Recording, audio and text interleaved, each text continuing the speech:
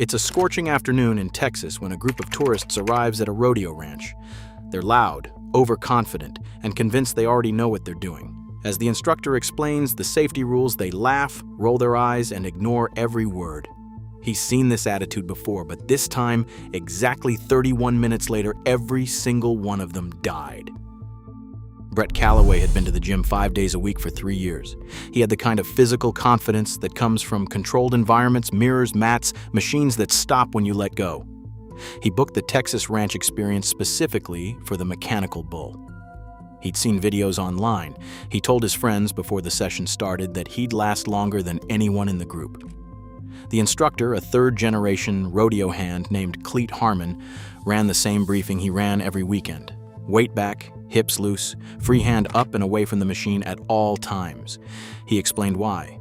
The bull's rotation creates centrifugal pull toward the front. Fight it with your core, and you'll torque your spine. Lean back, let your hips absorb it, and the machine does half the work.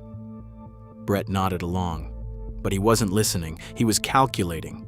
He mounted with the swagger of someone who has already decided they'll be fine. Cleet set the machine to level 2, standard for first-timers. Brett waved him up to level 4 before the first rotation completed. The machine obliged. Brett's body did not. He pitched forward on the third rotation exactly the way Cleet had described. His free hand came down instinctively into the machine's pivot joint. 2 metacarpals fractured, his wrist dislocated. His torso struck the padded rail at the same moment. He was off the bull in under 9 seconds. The average first-timer lasts 11. What separated Brett from a bruised ego was not the speed of the fall. It was where he landed, against the crowd barrier rather than the center mat, because his body was already rotating sideways when he left the machine. Cleet had warned about lateral ejection specifically.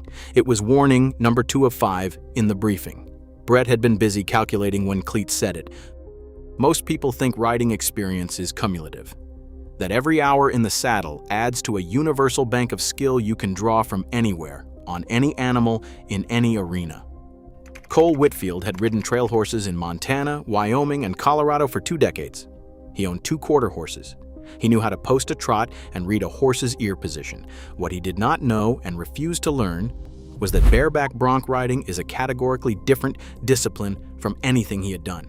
Cleet explained this during the demo setup. Bareback riding removes the saddle horn, the stirrups, and every point of mechanical leverage a trail rider depends on. Your grip shifts entirely to a rigging handle, a single leather strap cinched above the horse's withers. Your balance shifts to your lower back and spurring rhythm. Without stirrups, your legs become the pendulum, not the anchor. Cole crossed his arms when Cleet said this. He had ridden horses longer than Cleet had been working at this ranch. He said so out loud. Cleet offered him a helmet. Cole declined. He hadn't worn a helmet on a horse in 20 years and wasn't about to start now in front of a group of tourists. That was warning number 3 on record for the day. The horse, a 7-year-old bronc named Cassidy, left the chute at full power.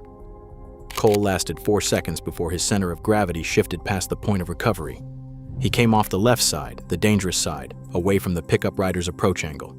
His head struck the arena dirt at a rotational angle. No helmet. The impact produced a subdural hematoma. He was conscious when the EMTs reached him. He was not conscious by the time the ambulance left the property. Cole had ridden horses for 20 years, but he had never ridden that horse. And Cassidy did not adjust her output based on his resume. Annayia Krishnamurthy taught hot yoga 6 days a week. She had exceptional proprioception, genuine core strength, and the kind of body awareness that most people spend years trying to develop. She also had a theory that mechanical bull riding was fundamentally a balance problem, and balance was her area of expertise. Cleet had heard versions of this before from gymnasts, surfers, martial artists, a former professional dancer. Each time, he explained the same thing. Mechanical bull riding is not a balance problem. It is a grip timing problem layered on top of a rotational prediction problem. The machine does not respond to your center of gravity.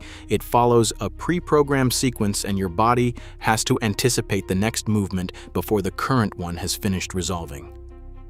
Annayia listened politely, but she had already decided the hand strap was a crutch for people who lacked body control. She mounted without securing her grip properly. 2 fingers looped loosely rather than the full hand wrap Cleat had demonstrated twice.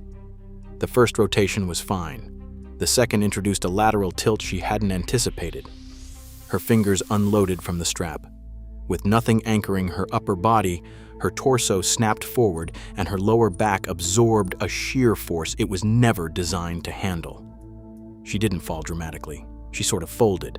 The machine's padded surface caught her, but the damage was already internal. An L4 vertebral compression fracture that would require surgery and 6 months of recovery. She had done nothing reckless by the standards of someone who had never been warned. But Cleat had warned her. He had demonstrated the grip on 3 separate occasions. The hand strap is not a crutch. It is the ideal mechanical interface between your body and 800 pounds of rotating momentum. Annayia's core strength was exceptional. It was simply solving the wrong problem entirely. Here is something most people don't know about mounted roping drills. The horse is not the variable. The rope is. Leisel Vandermeer had competed in dressage in Germany for 11 years. She sat a horse beautifully, heels down, shoulders square, contact light, and absolutely precise.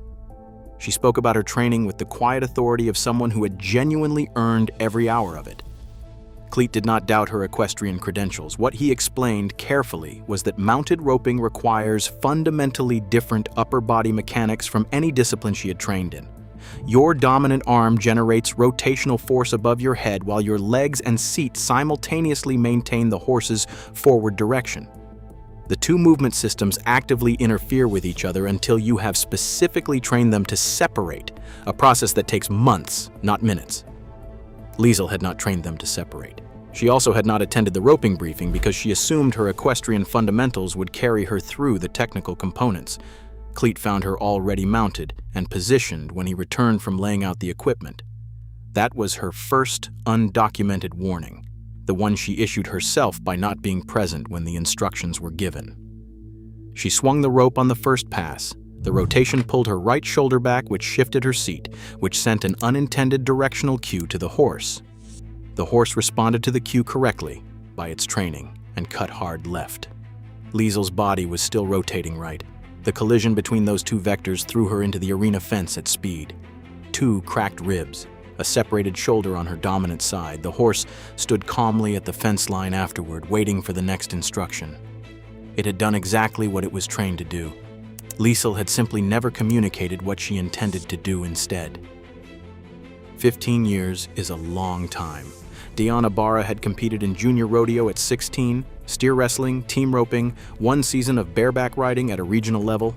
He was genuinely good.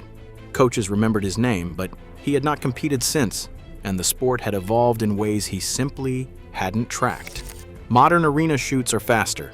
The release mechanisms on competition-grade gates now operate on a hair trigger, engineered for professional stock, that anticipates the sequence and fires accordingly. The animals Dion had worked with as a teenager were ranch-trained on older, hydraulically slower equipment. The gap between those 2 systems is measured in milliseconds, but milliseconds are enough. Cleat offered every participant a full chute safety orientation before the session. Dion declined. He knew how chutes worked. He had been in dozens of them before some of these other participants had been to their first rodeo. What he didn't know was the updated safe zone protocol, the specific body positioning required when a modern gate releases at full speed. Stand 6 inches too far forward and the swinging panel catches your lead knee. Stand 6 inches too far back and the animal's hindquarters pin you against the frame on exit. The margin is unforgiving and it does not announce itself. Dion stood in the wrong position because he was recalling the correct position for equipment that no longer existed in that arena. The gate released. He took the full force of the panel against his left knee. Ligament damage, tibial plateau fracture, a surgery date within the week. Cleat had explained the updated protocol twice during the group orientation. Both times, Dion was mid-conversation with another participant. He wasn't being reckless by his own understanding. He was being 15 years ago, and 15 years ago wasn't available in that shoot. Taran had 340,000 followers and a camera crew of 2. She was documenting the ranch experience for a lifestyle series, Authentic Texas, Real Cowboys, No Filters. She was present for Cleat's safety briefing in the way people are present when they are simultaneously composing a caption. She missed the instruction about steer wrestling approach angles. She missed the required observer distance for live drills. She missed the protocol for what to do if a steer breaks direction after the initial takedown attempt. What she did not miss was the shot. She had positioned herself 14 feet from the steer wrestling lane, close enough for a dramatic angle, outside what she had personally calculated was the danger zone. Cleat's briefing had specified a minimum of 25 feet for all observers during live steer drills. She had not heard this. Her camera operator had heard it and said nothing. The steer broke left on the takedown. It covered 14 feet in under 1 second. Taran did not have 1 second. The animal's shoulder caught her at mid the thigh. The impact snapped her femur cleanly, a closed fracture with no skin break, which made it look considerably less serious than it was to anyone watching.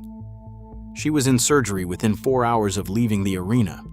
The footage from her camera operator captured the entire sequence, including Cleat's briefing, including the distance marker instruction, and including Taran walking forward past the marked line immediately afterward. She had the information. It was on her camera the entire time. She had simply been composing a caption in her head when Cleat said the part that mattered most. Rusk Pelletier was not a tourist.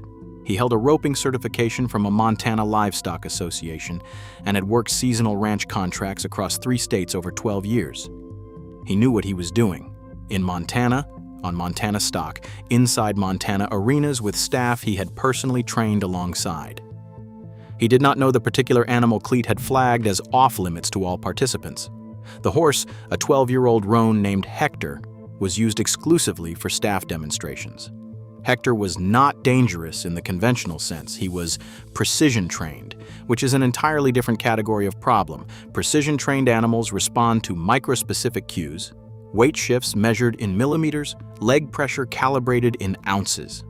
An unfamiliar rider transmits a continuous stream of unintended signals, and Hector was conditioned to respond to all of them faithfully.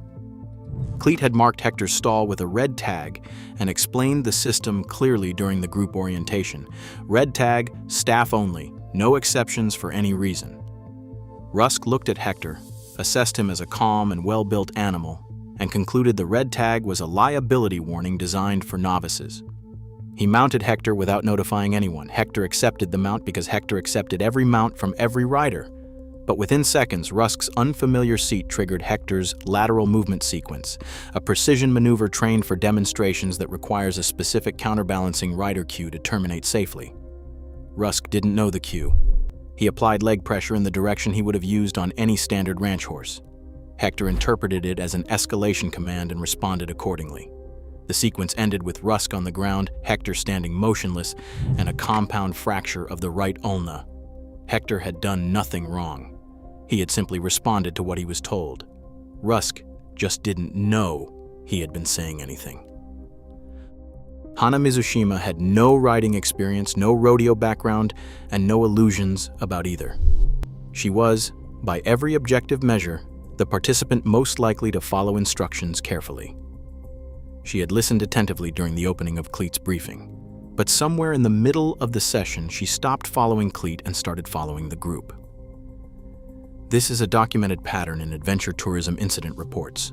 Researchers call it social proof override, the moment when a participant's behavior shifts from rule following to peer matching. When the people around you appear confident, move without hesitation, and seem unbothered by the warnings being issued, the warnings begin to feel like they are calibrated for someone less capable.